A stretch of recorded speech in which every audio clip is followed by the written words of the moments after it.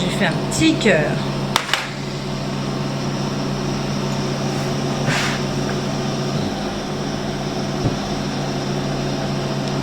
Maintenant, je vais essayer de faire un cœur dans le cœur.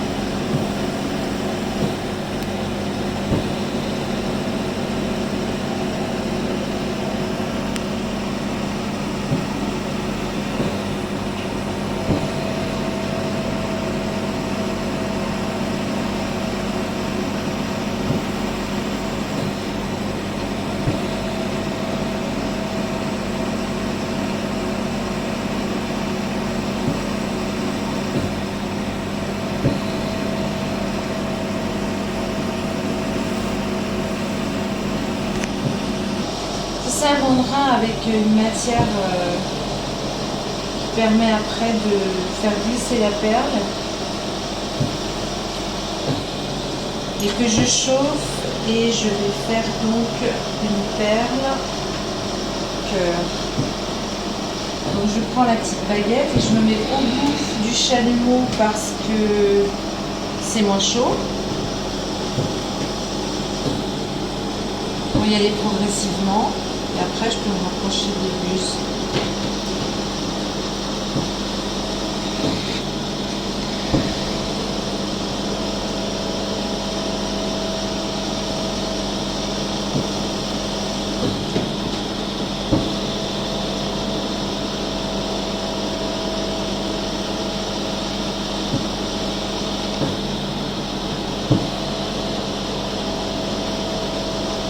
Le verre, ils font à quel degré là? 650 à peu près.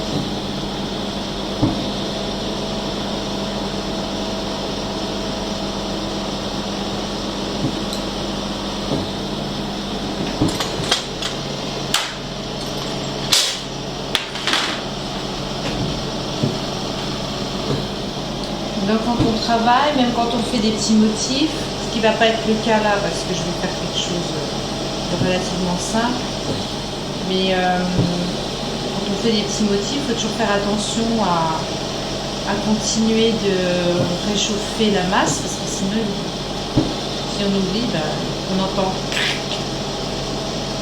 Oui, donc la masse se refroidit et elle devient cassante en fait. Ouais. Et ça, on n'aime pas.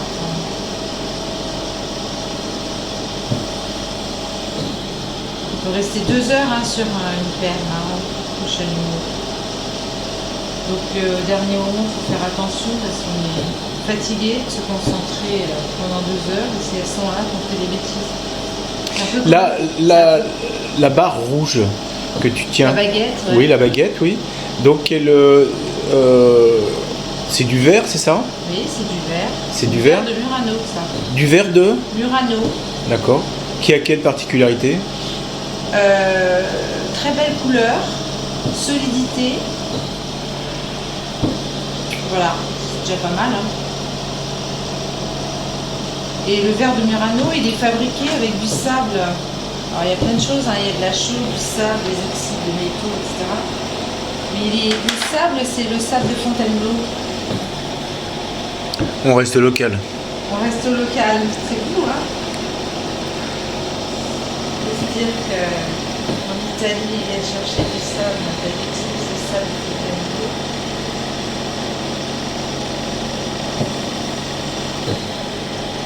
Là donc, il y a un changement de coloris là. Oui, là je mets du noir parce que je m'amuse à faire un cœur à 2 couleurs. Bonjour Pascal. Bien, nous te retrouvons dans ton atelier à Carnotin de création de bijoux. Tu t'es défini à la fois comme artiste et artisan. Est-ce que tu peux nous dire quand est-ce que tu es plus l'un et quand est-ce que tu es plus l'autre?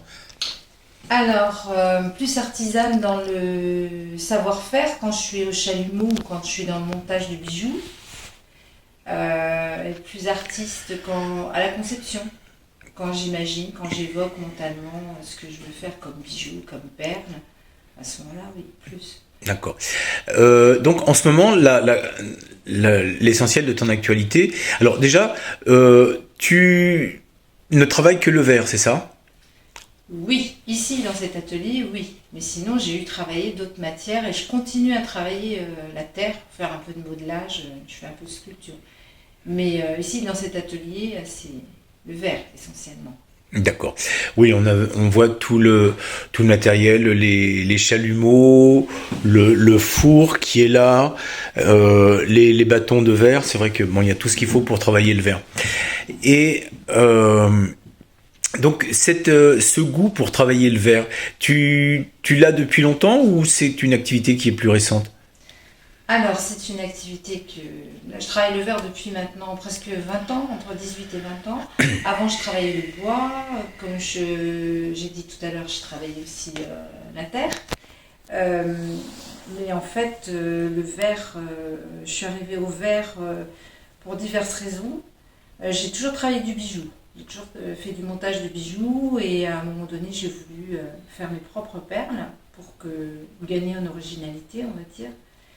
Et puis parce que le verre, c'est la magie, c'est la transformation, et ça m'intéressait beaucoup. Donc voilà. Oui, tu fais des mélanges de couleurs, hein. On voit ça sur la création du cœur que tu as fait devant nous. Mais une fois que l'objet est passé au four, il sèche. Et est-ce que tu peux encore être surprise par le résultat que tu obtiens? Alors, il y a des verres, effectivement, qui peuvent donner des réactions, avoir des réactions à la flamme du chalumeau. Donc, ça surprend. C'est pas tellement...